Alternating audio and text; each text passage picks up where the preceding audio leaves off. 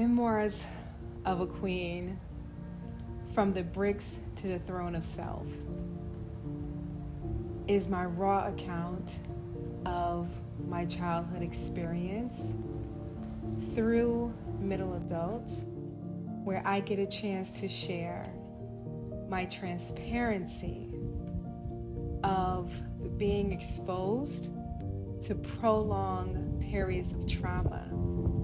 That includes exposure to poverty, abandonment, neglect, sexual molestation, violence,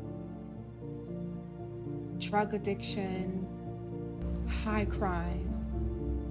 And what is so riveting about my own stories is that it also reflects other people's story, millions of women across the world.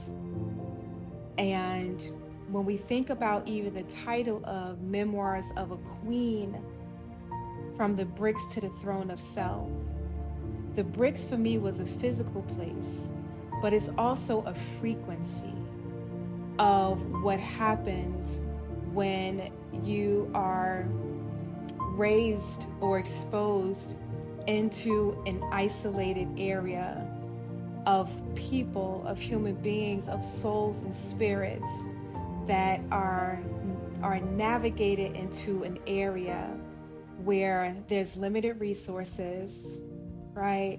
Where there are a majority of low-income families.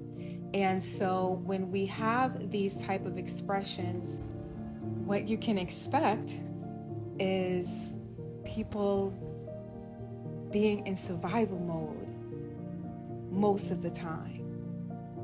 So the parents were in survival mode, doing whatever they needed to, and sometimes that looked like being stoned on drugs or leaving their children to go be with men who they feel like, when I'll say mothers, right?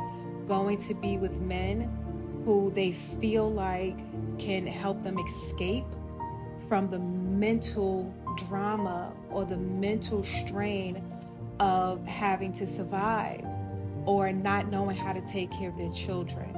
And so oftentimes children were left alone for long periods of time, and when you have that, when you are a child and you are exposed to a parent or parents who is in survival mode, you instantly begin to pick up on their energetic frequencies. And so what happens over time is that now that child's nervous system becomes dysregulated and they are now in survival mode at every level.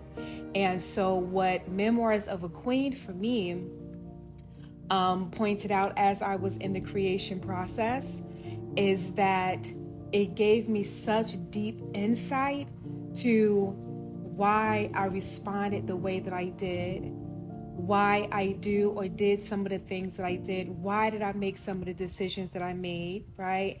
Why did I feel like abundance and financial opportunity and prosperity wasn't for me, right?